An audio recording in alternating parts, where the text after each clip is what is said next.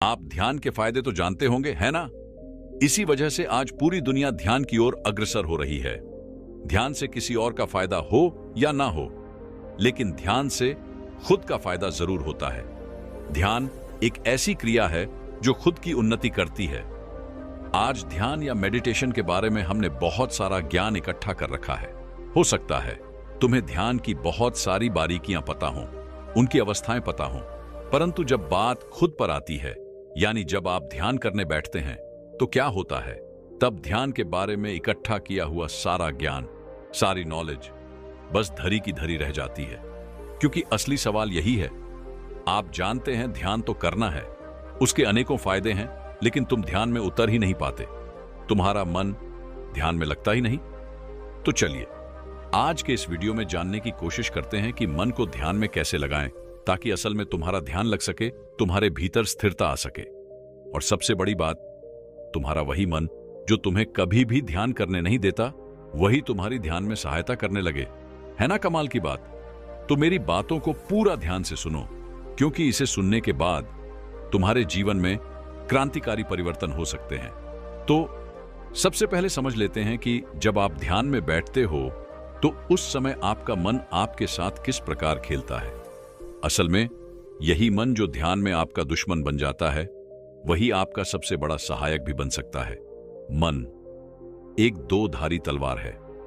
यह आपकी मदद भी कर सकता है और आपको भटका भी सकता है, परंतु इस मन से लड़कर इसे गुलाम नहीं बनाया जा सकता। तो क्या करें? क्या अपने मन से लड़ें? नहीं, हमें अपने मन से लड़ना नहीं है, क्योंकि यह हमारी पुरानी आदत है। जन्मों जन्मों से यह बाहर की चीजों में फंसा हुआ है। जब आप अपने मन का विश्लेषण करेंगे, तो आप जानेंगे कि आपका मन सदैव बाहर की ओर भागता है। और जब तक मन बाहरी विषय वस्तुओं में भटकता रहेगा, बाहरी कल्पनाएं करता रहेगा, संसार में उलझा रहेगा, तब तक तुम्हारा ध्यान कभी नहीं लगेगा। मन का भारी विषय वस्तुओं की ओर भागना यह दर्शाता है कि तुम इसके गुलाम हो। परंतु जब मन अंतर्मुखी हो जाता है, जब इसकी खोज बाहर की बजाय भीतर की ओर हो जाती है, तो क्या होता है? तब यह मन तुम्हारा गुलाम बन जाता है। यह तो हो गया हमारे मन के काम करने का तरीका, यानी ध्यान में आने वाली समस्या। लेकिन अब प्रश्न उठता है, मन को अंतर्मुखी कैसे बनाएं? क्या यह संभव है? हां, यह संभव है, अभ्यास और वैराग्य से। जब तुम ध्यान करने बैठोगे, तो यह मन एकदम से अंतर्मुखी नहीं होगा। यह कोई जादू नहीं, यह एक प्रोसेस है जो धीरे धीरे होगा, क्योंकि मन ने भीतर का रास्ता कभी जाना ही नहीं। यह बाहर के अनेकों रास्ते जानता है, परंतु भीतर जाने का रास्ता इसे नहीं पता। तो क्या करें? इसे वह रास्ता दिखाना होगा, अभ्यास से, धैर्य से। अब तक हमारे मन ने सिर्फ बाहर के सुखों को जाना है, इसे भीतरी सुख के बारे में कुछ पता ही नहीं। लेकिन अगर एक बार मन को भीतर के आनंद का अनुभव हो जाए, तो क्या होगा? फिर यह कभी भी बाहर नहीं भटकेगा, क्योंकि मन का स्वभाव ही ऐसा है। उसे जो भी अच्छा लगता है, वह उसी ओर भागता है। जब इसे स्वयं के भीतर जाना अच्छा लगेगा, जब इसे भीतर ही शांति और आनंद मिलेगा, तब यह बाहर नहीं भटकेगा। ध्यान का सरल और सहज होना सिर्फ हमारी इच्छा पर नहीं, हमारी परिस्थितियों पर भी निर्भर करता है। जिस व्यक्ति की जैसी परिस्थिति, जैसी अवस्था होगी, उसके लिए ध्यान भी उतना ही सरल या उतना ही कठिन होगा। कई बार हमारी परिस्थितियां हमारे अनुकूल होती हैं, तब मन खुद ही भीतर प्रवेश करना चाहता है और हम ध्यान में एक गहरी शांति का अनुभव करते हैं। परंतु यह हर बार नहीं होता, यह कभी कभी होता है। जब हमारा ध्यान सहज हो जाता है, तो हम उसी अवस्था को बार बार पाना चाहते हैं। लेकिन क्या हमारे चाहने से ऐसा होगा? नहीं, क्योंकि हम उस अवस्था को भूल जाते हैं जो सहज ही कभी कभी हमें मिल जाती है। जब हमारा यह शरीर रूपी यंत्र हमें सपोर्ट करता है, जब हम उस अवस्था को जांच पाते हैं, समझ पाते हैं, तो ध्यान में प्रवेश पाना आसान हो जाता है। असल में एक इंसान में कई सारे गुण होते हैं। इसी कारण जब तुम ध्यान करते हो, तो कुछ और ही महसूस होता है। क्यों? क्योंकि हम खुद नहीं जानते कि हमारे भीतर कौन सा गुण कब सक्रिय होगा। और जब कोई गुण सक्रिय होता है, तो वही तुम्हें जकड़ लेता है और अपने अनुसार तुम्हारा उपयोग करता है। कभी यह गुण ध्यान में सहायता करता है, तो कभी ध्यान से भटकाता भी है। परंतु जब आप निरंतर ध्यान का अभ्यास करते हैं तब क्या होता है? तब आपको अपने भीतर की अवस्थाओं को देखने की क्षमता मिलती है। ध्यान में हमारा शरीर कई अवस्थाओं से गुजरता है, क्योंकि ध्यान के अभ्यास से हमारे पूरे सिस्टम में बदलाव होते हैं। शायद आपको यह नहीं पता होगा, लेकिन ध्यान हमारे शरीर में रासायनिक बदलाव लाता है। शरीर में नई ऊर्जा, नए परिवर्तन, नई चीजें होना शुरू हो जाती हैं। जो लोग ध्यान का गहरा अभ्यास करते हैं वे जानते होंगे कि ध्यान के दौरान शरीर में कई तरह की अव्यवस्थाएं होने लगती हैं। क्यों? क्योंकि हमने अपने भीतर बहुत सी भावनाएं दबा रखी हैं। क्रोध को दबा रखा है, दुख को दबा रखा है। हमारे भीतर अनंत इच्छाएं दबी हुई हैं, और जब ध्यान में हम अपने भीतर प्रवेश करने की कोशिश करते हैं, मन को अंतर्मुखी बनाने का प्रयास करते हैं, तो क्या होता है? हमारा मन भयभीत हो जाता है। उसे हमारे भीतर भरा वह सब कुछ दिखाई देने लगता है जो हमने लंबे समय से भरा है। तभी एक घबराहट पैदा होने लगती है, एक उथल पुथल हो जाती है, और उस घबराहट, बेचैनी के चलते हम तुरंत ध्यान का अभ्यास तोड़ देते हैं और बाहर आ जाते हैं। असल में ऐसा इसलिए होता है क्योंकि जब हम ध्यान का अभ्यास करते हैं तो ध्यान हमारे दिमाग के भीतरी सिस्टम को बदल रहा होता है। ध्यान हमारे दिमाग को सिखाने का प्रयास करता है कि दूसरी तरह से काम करो। अभी तक बाहरी चीजों को समझने का प्रयास किया है, अब स्वयं को या भीतरी सिस्टम को समझने की कोशिश करो। एक ध्यानी को अपने भीतर की इस अव्यवस्था से गुजरना ही होता है। परंतु जब आप अभ्यास जारी रखते हो तब हमारे भीतर सभी चीजें व्यवस्थित होने लगती हैं। हमारा यह शरीर कई जन्मों से खुद को ही मालिक मानता आया है और हम सदा से इसके गुलाम रहे हैं। ध्यान हमारे शरीर की इस मालकिन के ऊपर खलबली मचा देता है। ध्यान हमें एहसास दिलाता है कि हमारी सत्ता कुछ और है, यह शरीर हमारी सत्ता नहीं है। ध्यान हमें उस ओर इशारा देता है जहां असल में हमारी सत्ता है, जहां मालिक कोई और है। वह एक ऐसी अवस्था है जिसे पाने के बाद यह शरीर, मन, बुद्धि सब गुलाम हो जाते हैं और एक साधक को असल मालिक प्राप्त होती है। इसीलिए यह बिल्कुल स्वाभाविक है, जब कोई साधक ध्यान करता है तो उसका शरीर और मन उसे भटकाने की पूरी कोशिश करते हैं, और अगर तुम इस अवस्था से विचलित हो गए तो तुम पुनः खो जाओगे। लेकिन अगर तुम खामोशी से बैठे रहो, खुद को विचलित ना होने दो। अब ध्यान में चाहे जैसे भी परिस्थितियां क्यों ना आए, तुम्हें कितना भी विचलित क्यों ना करें, बस तुम्हें स्थिर रहना है। तो कुछ देर के प्रयास से तुम यह पाओगे कि आपके भीतर की हर प्रकार की उथल पुथल और वह हलचल शांत होने लगी है। और जब सभी व्यवधान गायब हो जाएंगे तब तुम्हें एहसास होगा कि सारा शरीर मानो गायब हो गया हो। आपको बहुत हल्का महसूस होगा, क्योंकि जितना तुम स्वयं को शरीर मानोगे, जितना अधिक भौतिकवादी रहोगे, उतना ही तुम्हें भारीपन रहेगा। परंतु जब ध्यान लगेगा, तुम्हारे भीतर स्थिरता उतरेगी, तो यह शरीर खो जाएगा और तुम्हें हवा की तरह हल्का महसूस होगा, क्योंकि हम शरीर और मन से परे उस परम सत्ता से जुड़ने लगते हैं जो हमारा असल होना है। एक खोजी जब ध्यान के मार्ग को चुनता है, उसके जीवन में बहुत सी उलझनें आती हैं, और कई बार ये उलझनें इतनी विचलित करती हैं कि जितनी एक सामान्य व्यक्ति को नहीं करती, क्योंकि ध्यान हमें क्लैरिटी देता है, जिसके कारण समस्या और उलझनें हमें साफ साफ दिखाई पड़ने लगती है। ध्यान के अभ्यास में बार बार ध्यान नहीं लगेगा, कई बार छोटे छोटे क्रम में ध्यान लगेगा और कई बार लंबे समय तक ध्यान नहीं लगेगा। यह बिल्कुल स्वाभाविक है, परंतु ध्यान का अभ्यास नहीं छोड़ना है। जैसे जैसे ध्यान का अभ्यास करते रहोगे, वैसे वैसे आपके भीतर स्थिरता आने लगेगी और आपका ध्यान लगने का समय बढ़ता चला जाएगा।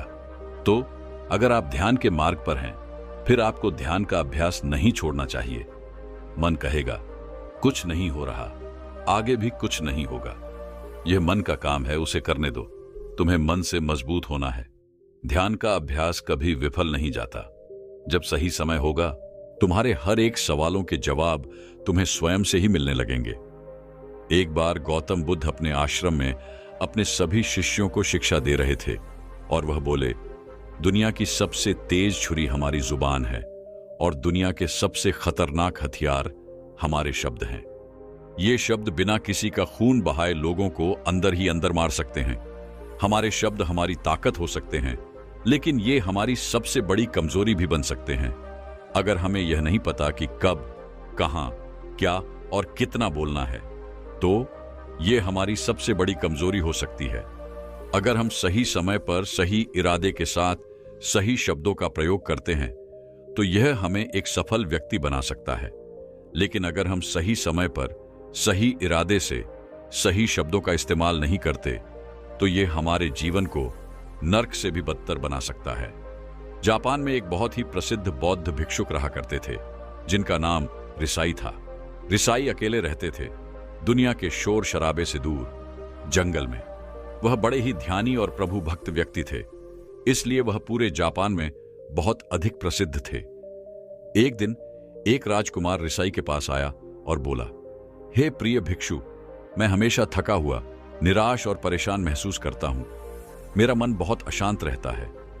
हालांकि मेरे पास सब कुछ है, दौलत, शोहरत, सुख सुविधाएं, जो हर व्यक्ति चाहता है या पाने की इच्छा करता है, लेकिन फिर भी मेरे अंदर इतनी अशांति और चिंता क्यों है? राजकुमार ने कहा। रिसाई ने उसकी बात बहुत ही ध्यानपूर्वक सुनी और कुछ सोचने के बाद कहा, तुम इस प्रश्न का उत्तर जानते हो, बस तुमने कभी इस प्रश्न को हल करने की कोशिश नहीं की है। रिसाई ने आगे कहा, मैं एक रिसर्च करना चाहता हूं, क्या तुम मेरा साथ उसमें दोगे? इस रिसर्च के बाद तुम्हारे जीवन में किसी भी तरह की अशांति और चिंता नहीं रहेगी। यह बातें सुनकर राजकुमार बहुत हैरान था। उसने रिसाई से कहा, बताइए, मुझे क्या करना होगा अपने मन की शांति के लिए?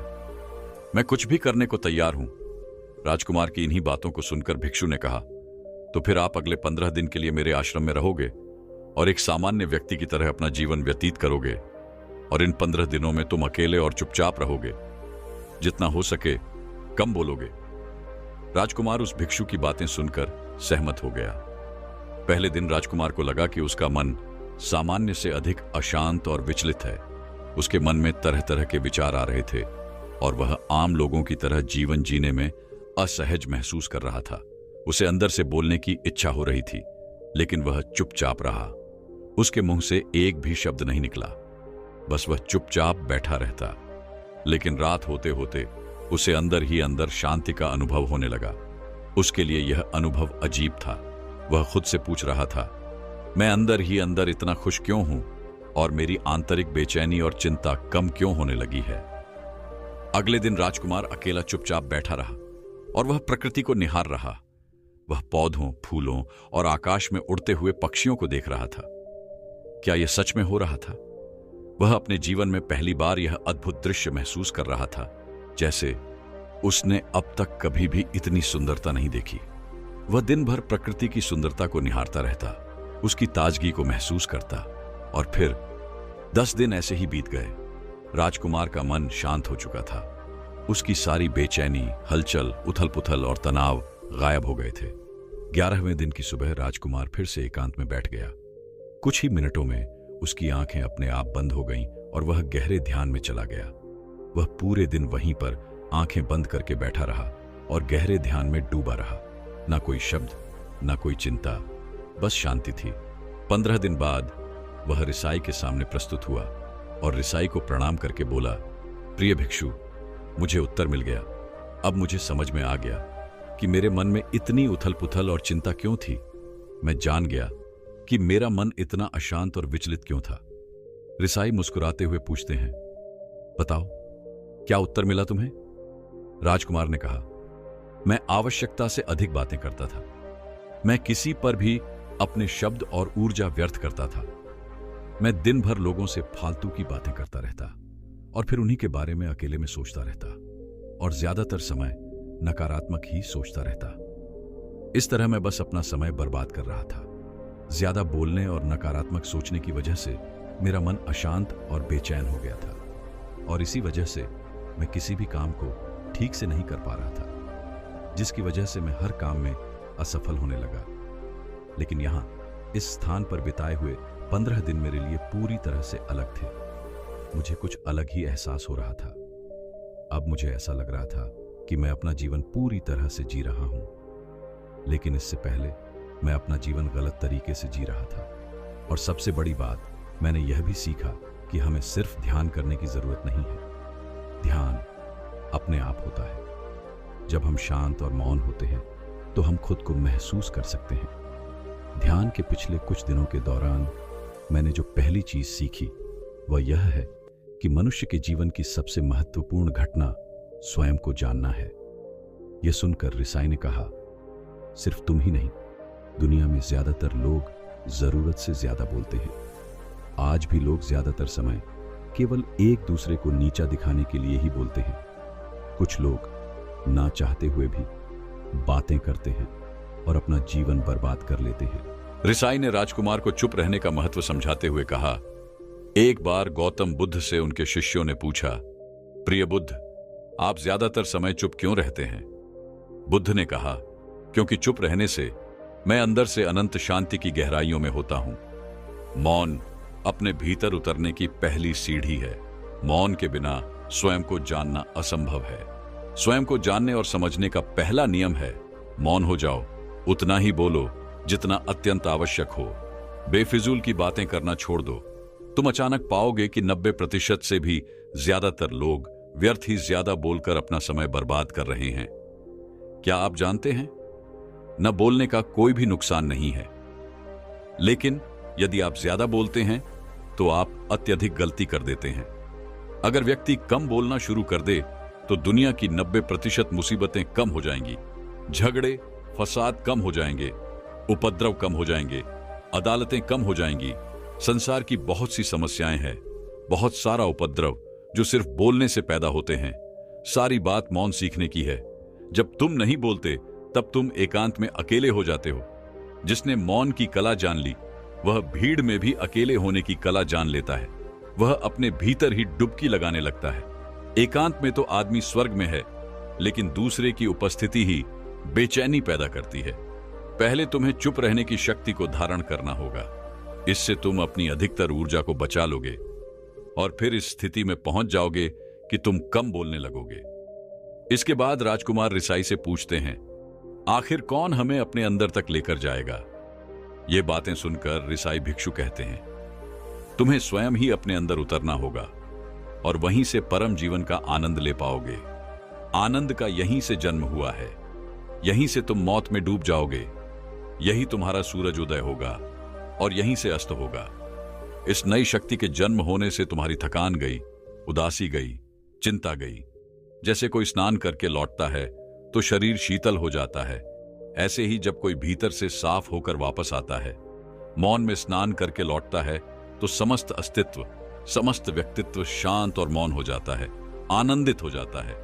जब तुम आंतरिक मौन की उस पराकाष्ठा पर पहुंच जाओगे, तब तुम पाओगे कि बोलने से भी तुम्हारा मौन खंडित नहीं होता, वह बना ही रहता है। उसकी एक अंतर्धारा लगातार तुम्हारे भीतर बहती रहती है। तुम बोलते तो हो, तुम शब्द का उपयोग भी करते हो, लेकिन वह तुम्हारे मौन को खंडित नहीं कर पाता। एक बार गहरे मौन में स्थिर हो जाओ, फिर तुम्हारी वाणी में भी मिठास आ जाएगी। तुम्हारा बोलना संगीतपूर्ण होगा, तुम्हारा बोलना सत्य होगा। तुम बोलोगे तो दूसरों पर भी शीतलता छा जाएगी। जैसे ही तुम अंदर से चुप होते हो, तुम इतने शक्तिशाली होने लगते हो कि समाज की निर्भरता तुम छोड़ने लगते हो और तुम्हारे जीवन में एक मस्ती आती है जो केवल दीवानों के जीवन में होती है। तुम्हारे चेहरे पर एक नई रौनक आ जाती है, तुम्हारी आंखें किसी अमृत के समान हो जाती हैं और तुम अनंत शांति के समुद्र में डूबने लगते हो। इतना कहकर भिक्षु रिझा ने अपनी बात खत्म की और वह मौन में चले गए। राजकुमार उनका धन्यवाद कर कर अपने महल में चला गया। दोस्तों, आपने भी अनुभव किया होगा कि बहुत ज्यादा बात करने से व्यक्ति अशांत हो जाता है, जिससे हम अपने दिमाग पर नियंत्रण खो देते हैं। और साथ ही यदि किसी व्यक्ति को यह पता है कि उसे कब, कहां और क्या बोलना है, तो वह व्यक्ति सच में बहुत बुद्धिमान है। और ऐसा व्यक्ति जहां भी जाता है, उसका व्यक्तित्व आकर्षण का केंद्र बन जाता है और वह जो कुछ भी करता है उसमें सफल अवश्य होता है। अगर हम किसी महान और सफल व्यक्ति के व्यक्तित्व को गहराई से देखें तो पाएंगे कि वह कम बोलते हैं और कम से कम शब्दों में अपनी बात खत्म कर देते हैं। वह बोलने से पहले उन चीजों और जिनके बारे में उसे बोलना है, उनके बारे में गहराई से सोचते हैं। लेकिन जो लोग बहुत ज्यादा बोलते हैं, बहुत बार वह झूठ भी बोलते हैं। अपनी बातों से दूसरों के मन और विचारों पर कचरा डालते रहते हैं। वह ज्यादातर समय दूसरों की बुराई करते रहते हैं, इसलिए उनके अपने भी उनसे नफरत करने लगते हैं, तो हम मौन को खो देते हैं, जो मन की शांति का पहला स्तंभ है। दोस्तों, आज से हम भी चुप रहने का अभ्यास अवश्य करेंगे। आज से हम वही बोलेंगे जो जरूरी है, और हम कोशिश करेंगे कि कम से कम शब्दों में अपनी बात खत्म करें, और हो सके तो कोशिश करेंगे कि रोज कम से कम 30 मिनट एकांत में चुपचाप बैठेंगे। मुझे पूरा विश्वास है कि इससे हम सबके अंदर एक सकारात्मक बदलाव जरूर आएगा। तो चलिए इसी के साथ इस वीडियो को खत्म करते हैं। दोस्तों, उम्मीद करता हूं आपको इस कहानी से एक अच्छी सीख मिली होगी।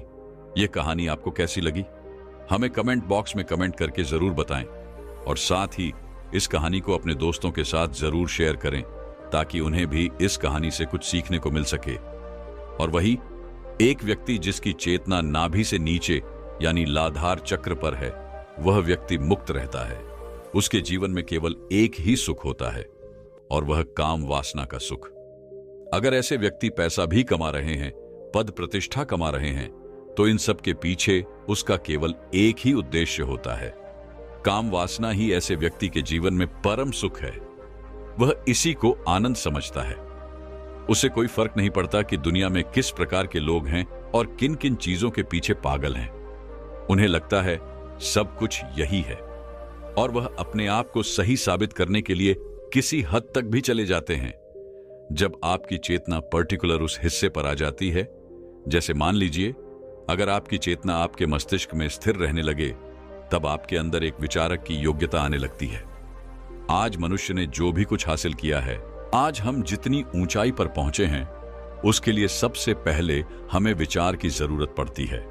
उन विचारों को एक्शन की जरूरत होती है, तब जाकर किसी चीज का निर्माण होता है। तो अगर किसी व्यक्ति की चेतना उसके मस्तिष्क में आ जाए और वह अधिक समय तक वहीं रहने लगे, तो ऐसा व्यक्ति एक अच्छा विचारक बन सकता है। अब ध्यान रखने वाली बात यह है कि विचार किसी भी प्रकार के हो सकते हैं। विचार अच्छे भी हो सकते हैं, विचार बुरे भी हो सकते हैं, परंतु नाभि केंद्र ऐसा केंद्र बिंदु है जहां पर अगर आपकी चेतना स्थिर हो जाए तो आप समाधि को प्राप्त हो जाते हैं, यानी भावनाओं के पार चले जाते हैं, विचारों के पार चले जाते हैं।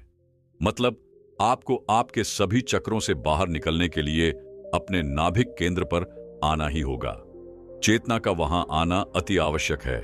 उसके बाद ही आप अपने सहस्त्रार के पार निकल पाएंगे। हमारे योग में स्थूल शरीर के बाद और विशेषज्ञों की बात की गई है। मतलब अगर आपको परम मुक्ति चाहिए तो आपको अपने सभी शरीरों के पार निकलना होगा। आपका शरीर भौतिक जगत से बंधन रखता है, तो जैसे ही आप अपने भौतिक शरीर से बाहर निकलते हैं, वैसे ही आप इस भौतिक जगत के पार निकल जाते हैं। और इस पौष्टिकता के पत्तों को तोड़ने के लिए आपके चेतना का नाभिक केंद्र पर आना अति आवश्यक है। जैसे आप अपने शरीर के केंद्र में स्थित होते हैं, इसके एग्जाम्पल आप अभी देख सकते हो। अभी की दुनिया में जितने अच्छे विचार वाले लोग हैं, उतने ही बुरे विचार वाले लोग भी हैं। बुराई भी उसी ऊंचाई पर फैली हुई है। तो इसका मतलब यह है, जब आपकी चेतना आपके मस्तिष्क में होती है, तब आपके भीतर मस्तिष्क की संभावनाएं जागने लगती हैं। और अगर आपकी तना हृदय चक्र पर है, हृदय कमल में विराजमान है, तो आप भावनाओं के बवंडर में रहते हैं। आप अति के प्रति भावुक होते हैं, और भावना की इन गहराइयों में डूबने के बाद ही एक व्यक्ति उपाधियों को प्राप्त करता है। इसका मतलब साफ है कि इस पृथ्वी पर जितने भी लोग भक्ति में रुचि लेते हैं या जिन्होंने अधिक से अधिक भक्ति की है, उनकी चेतना उनके हृदय कमल में विराजमान होती है। ज्यादातर लोग ध्यान तो करते ही होंगे, तो उन सभी साधकों के लिए आज का टॉपिक बहुत ही खास होने वाला है, क्योंकि आज की वीडियो में हम नाभिक केंद्र की संपूर्ण विधि बताने वाले हैं। हम बात करेंगे नाभि केंद्र पर ध्यान। यह ध्यान नाभि केंद्र पर चेतना का आना जाना स्वाभाविक है।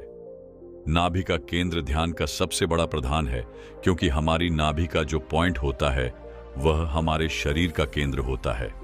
और अगर आपकी चेतना नाभिक केंद्र पर स्थित हो जाती है, तो इसके बड़े ही अद्भुत चमत्कार हमें देखने को मिलते हैं। इसे आप उदाहरण के लिए समझ सकते हैं। आपके अंदर जितनी भी पॉसिबिलिटीज हैं या जो भी संभावनाएं होती हैं, वह सभी सक्रिय होती हैं। समय का लोभ ध्यान में गहराई से डूबने पर साधक को समय और स्थान का बोध नहीं रहता। एक प्रकार की समयहीन स्थिति का अनुभव होता है जहां सिर्फ वर्तमान ही बचता है। प्रकाश और ऊर्जा का आभास। जैसे जैसे साधक समाधि की ओर बढ़ता है उसे एक आंतरिक प्रकाश का अनुभव हो सकता है। यह प्रकाश किसी देव या परमात्मा के दर्शन जैसा प्रतीत होता है। साथ ही ऊर्जा का प्रवाह अधिक होता है। समाधि के अनुभव में आनंद की गूंज। समाधि का अर्थ है एक पूर्ण एकाग्रता की स्थिति जहां साधक परम सत्य को अनुभव करता है। यह जीवन की उच्चतम अवस्था मानी जाती है जिसमें आत्मा परमात्मा से मिलन की ओर बढ़ती है। समाधि में निम्नलिखित गहन अनुभव होते हैं। पूर्ण तृप्ति और आनंद। साधक को एक अनंत और अद्वितीय आनंद का अनुभव होता है जो किसी भी भौतिक सुख से परे होता है। इस अवस्था में साधक को हर दिशा में आनंद ही आनंद का अनुभव होता है। यम और नियम। इन दोनों चरणों में साधक संयम और अनुशासन का पालन करता है। यह एक नैतिक जीवन की ओर प्रेरित करते हैं जिसमें अहिंसा, सत्य, असत्य, ब्रह्मचर्य और अपरिग्रह का पालन किया जाता है। आसन और प्राणायाम। ये दोनों ही चरण शारीरिक और मानसिक स्थिरता के लिए आवश्यक होते हैं। आसनों के माध्यम से साधक अपने शरीर को मजबूत और लचीला बनाता है और प्राणायाम के माध्यम से उसे अपने श्वास और ऊर्जा पर नियंत्रण प्राप्त होता है। प्रत्याहार। यह एक अद्भुत अवस्था है जिसमें साधक अपनी इंद्रियों को बाहरी संसार से हटाकर अंतर्मुखी ध्यान में स्थिरता प्राप्त करता है। धारणा। साधक का मन एक ही बिंदु पर स्थिर होता है जिससे उसे ध्यान की गहराई में उतरने में आसानी होती है। ध्यान और समाधि। ध्यान में साधक अपनी सभी को छोड़ता है और एकाग्रता की चरम अवस्था समाधि में पहुंचता है। अहंकार का लोभ। समाधि में साधक का मैं यानी अहंकार पूरी तरह लुप्त हो जाता है। उसे केवल वही अनुभव होता है जिसे परम सत्य कहा जाता है। उसे लगता है कि उसकी सीमाएं विलुप्त हो गई हैं। परमात्मा से मिलन। समाधि की स्थिति में साधक को लगता है कि वह परमात्मा में विलीन हो गया है। यह स्थिति उसे यह बोध कराती है कि जीवन में एकमात्र सत्य यही है, अचल होता और शाश्वत। इस अवस्था में साधक को ऐसा अनुभव होता है मानो वह सदा के लिए एक शाश्वत शांति में प्रविष्ट हो गया हो जहां किसी भी प्रकार की चंचलता या परिवर्तन नहीं है। साधना के विभिन्न चरण। समाधि तक पहुंचने के लिए साधक को साधना के विभिन्न चरणों से होकर गुजरना होता है। प्रत्येक चरण उसकी आत्मिक उन्नति का प्रतीक होता है। शारीरिक जागृति। शरीर को समझना, उसकी सीमाओं और क्षमताओं को जानना और उसे संयमित रखना। मानसिक जागृति। मन के विचारों और भावनाओं को नियंत्रित करना। आध्यात्मिक जागृति। अपने अस्तित्व का साक्षात्कार करना और ब्रह्मांड में अपने स्थान को समझना। समाधि का अंतिम प्रभाव और साधक का उद्देश्य। समाधि प्राप्ति के बाद साधक एक साधारण मनुष्य से ऊपर उठकर एक साक्षी भाव में जीवन जीता है। वह न किसी सुख में लिप्त होता है और न किसी दुख में उलझता है। उसका मन स्थिर हो जाता है और वह हर परिस्थिति में शांति बनाए रखता है। इस अवस्था में साधक का उद्देश्य आत्मा का परमात्मा से मिलन होता है जो उसे मुक्त करता है। साधना और समाधि की यह यात्रा साधक के लिए एक आंतरिक क्रांति की तरह होती है।